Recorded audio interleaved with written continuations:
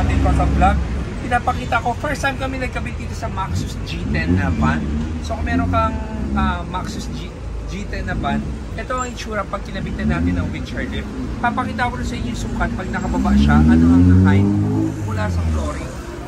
Ito yung isa sa model na laging nabibili.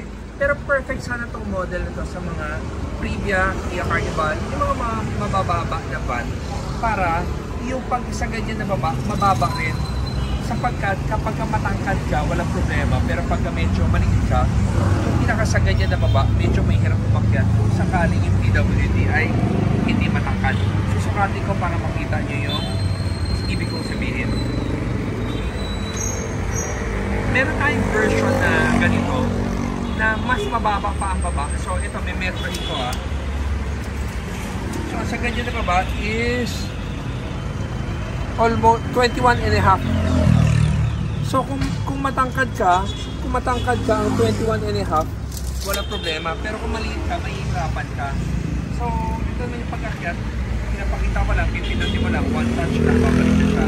May model kami dumating na kaya pang bumaba ng mas mababa. Darating ngayong March. Dumadami na kasi ang supply ng wheelchair lift ngayon.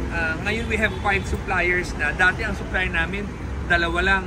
Ngayon, from time to time, may mga bagong suppliers na lumalapit sa amin para ibenta namin yung produkto nila para makita ng market. So, here at ating custom, binubuo namin yung isang lugar namin para sa mga gustong bumili ng wheelchair lift na makita nila yung iba-ibang design. Kasi most of the suppliers, meron silang individual seats lang nila na pwedeng offer sa market. Compare dito sa atin ngayon, lahat ng supplier, pinagsama-sama namin.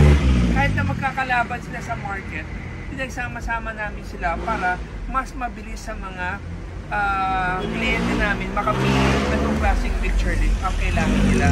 So guys, if you're interested, you can call our office at 3411-5858 para makita niyo lahat ng lineup na meron kami. So we have 5 or 6, 7 designs na pwedeng i-share sa inyo. So guys, thank you for watching and always remember, Jesus loves you.